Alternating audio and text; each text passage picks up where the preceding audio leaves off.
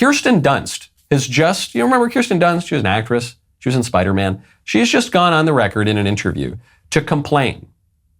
I guess this pulls everything full circle on the gospel of envy that keeps cropping up.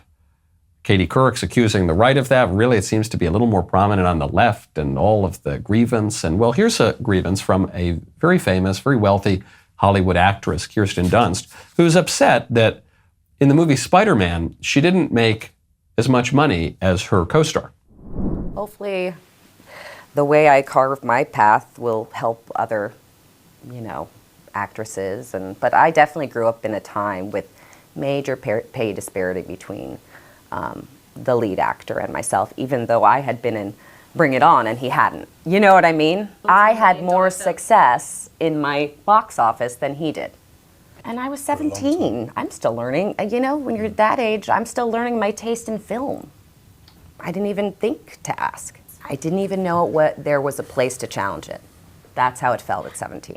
Oh, it's awful. This poor 17-year-old, extremely wealthy Hollywood starlet was taken advantage of by giving the lead in a very, very popular movie, or one of the leads in a very, very popular movie. Crucially, not the lead, I guess, because I'm looking here. Let me just take a look at the cast list.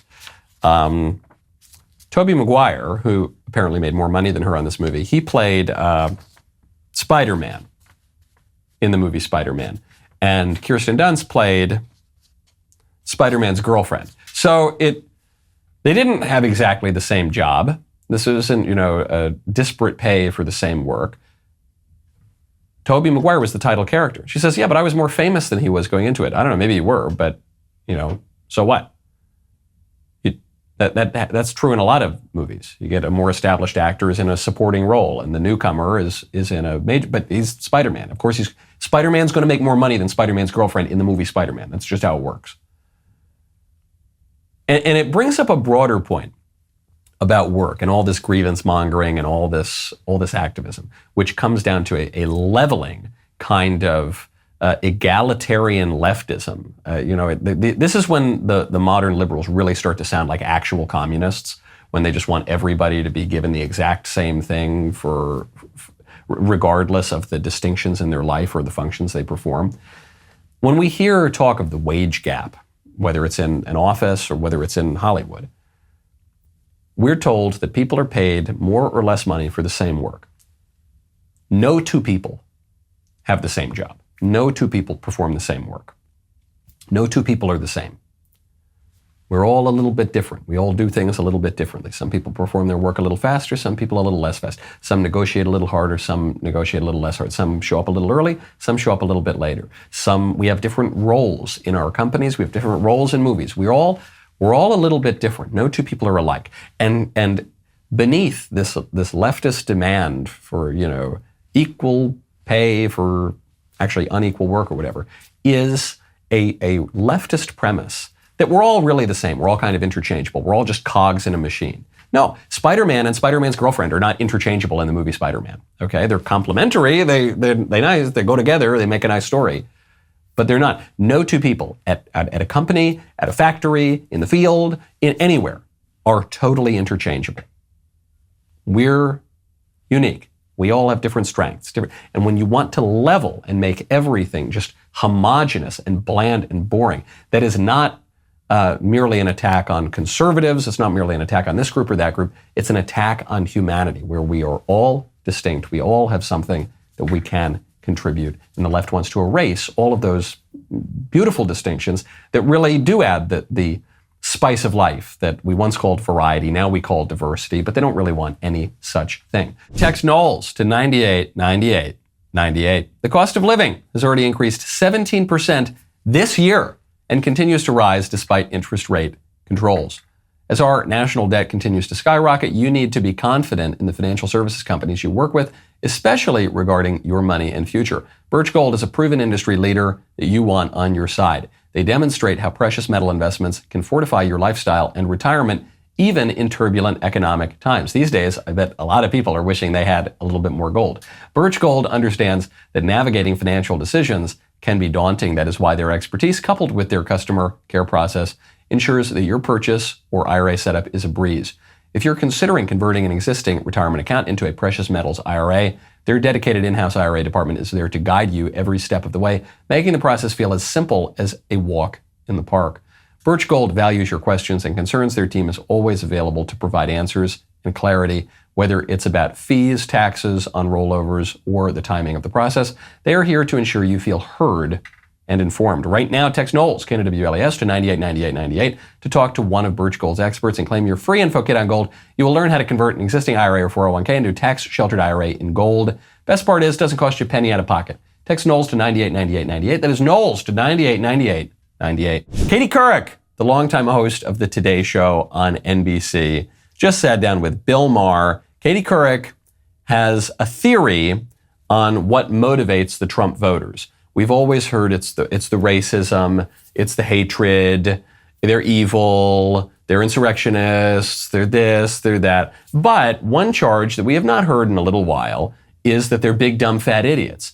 According to Katie Couric, one of the main drivers behind the Trump movement is anti-intellectualism. When I'm talking about overall income inequality and even taking race out of it, the huge chasm between the uber wealthy and people who don't have $400 in an emergency. Ridiculous. It has never been such a stark divide. Right. And I feel like, to your point, Bill, the socioeconomic disparities are a lot, and class resentment is a lot, and anti-intellectualism and elitism is what is driving many of these anti-establishment, which are Trump voters, or anti-establishment voters.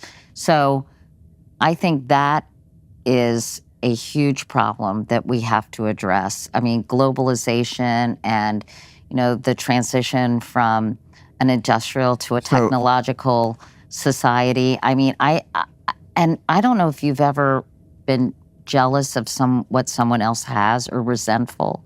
It is such a corroding and bitter, almost bile feeling. Right. And I think that when people who are really struggling see people who have everything and are on top of that looking down on them, it is just a recipe for such anger and resentment and grievance. That's it. Those Trump voters, they're just so envious. They're so greedy, they're jealous, they're petty. Let's take that charge first.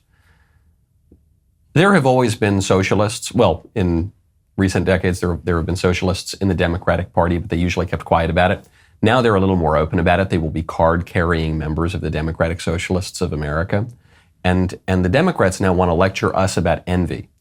There are calls among prominent Democrats. There are initiatives underway by Democrat politicians to take money from white people and give it to black people as reparations for slavery, because people are demanding money for something their great-great-great-great-great-grandfathers probably didn't even do, in the case of recent black immigrants, but may have done 400 years ago. But you want to lecture us about envy? You want to lecture us about avarice? You want to lecture us about resentment for what other people have?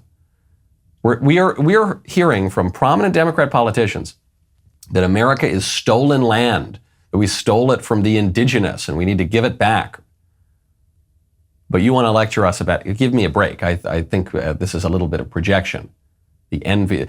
When you talk to the average Republican conservative voter, what do they say? Leave me alone. Stop taking my money.